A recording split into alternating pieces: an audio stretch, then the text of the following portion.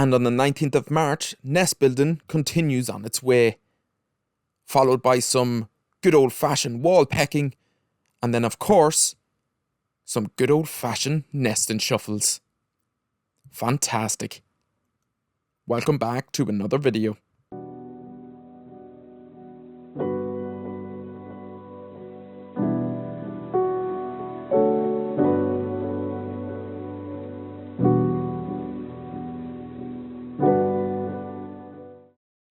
And yes indeed, welcome back to another video. And as I stated, nest building really started off with a bang on the 19th. Our female resident Blue-tit seemed to be really in the mood to get that nest built. So much so that I've actually sped up the footage so we can see the guts of her effort all in a few minutes.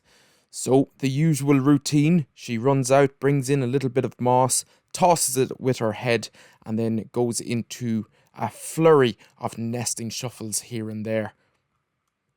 And while she is bringing in some nesting material, she also brings out some quite a bit. This time of year, early in the year, there's not a real gutso to get everything done. She kind of brings them in at their leisure, essentially. And you can see the moss is slowly but surely starting to fill up the nest box, and at the very least the ground of the nest box.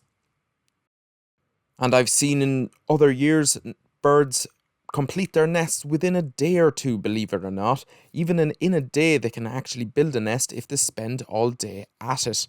But usually what happens is to span this out over maybe even 2 to 3 weeks, depending on how the weather is playing. If it's really good weather and favourable conditions are to nest, they'll jump straight into it. And what about the Great-tits? Well, on the morning of the 20th, we can actually see that the Great-tit comes straight into the box. And this here is the male Great-tit. We can tell by the prominent black band down its chest, but also, like usually in the tit's behaviour, the male will enter the box first, huddle down in the corner and try to coax the female in. And just listen to those contact calls.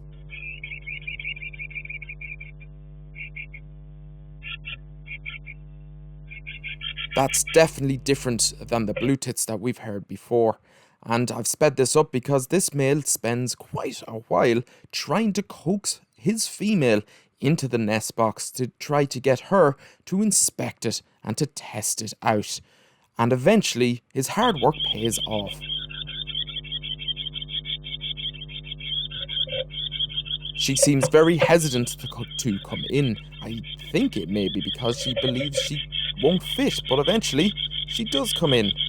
And you can see that quite unusually the male decides to stay in the nest box. And we'll also see that she actually starts maybe not harassing him, but if you remember, Biddy used to scream at the male to leave.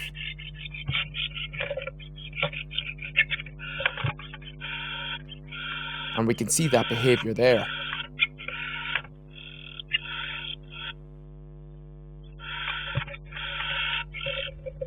And thankfully, the male eventually gets the message. I'm not too sure why, but all that seemed a little hectic to me. And finally, the female is left to her own devices to check out this nest box, and she goes straight into a nesting shuffle. Something I've noticed from the Great-tit nesting shuffles, they don't incorporate their wings just as much as the Blue-tits. They kind of shuffle with their body rather than spreading their wings. It's probably due to them being a larger bird.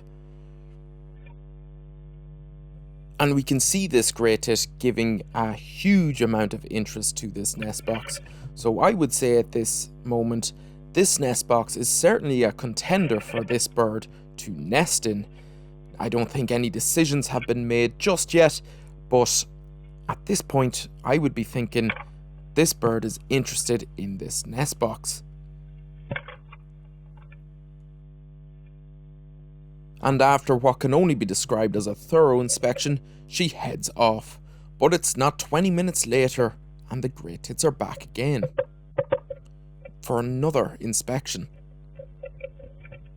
We see the male Great-tit hop in first like usual, try to coax the female in. I've sped this one up a little bit. He huddles down, calling to hoax her into the nest box, and eventually he's successful. And he also seemed to get the message this time to get out of the way and let me work. And straight into more nesting shuffles. This could certainly spell disaster for the blue-tits that are planning to nest here. And there's also some of the hard work done. Some fresh bedding material already brought in. And after one last good look around, the female great-tit heads on her way. And just under an hour later, the blue-tit is back, none the wiser that she had some house guests. I often wonder, do they realise that they've had intruders in the nest box? This one seemed to hop in, look a little bit perplexed, and then just leave. So who knows? I don't really believe they do, but that wasn't a whole lot to look at there. We see another nest swap off the blue-tits there, and we can see the nesting shuffle off the blue-tit. She uses her wings a lot more than the great-tit, so a nice comparison to see the two behaviours side by side there. And as it's early on in the year, we see that the nest building doesn't have a lot of urgency to it. We can see it's certainly going in the right direction, but a few good lumps of moss get brought in each day. But it certainly isn't every trip out of the nest box that produces a lump of moss. Sometimes the birds just come in and do a nesting shuffle. And this is pretty typical at this time of year. They don't want to be too early. They want to time their eggs hatching just when all the food is available for spring, at the height of spring, and that is all weather depending. And we've seen the consequences of getting this wrong in previous years. We've seen Biddy and Miley time it wrong with a lot of storms playing into their misfortune, I will say, but they timed it wrong and all their chicks died.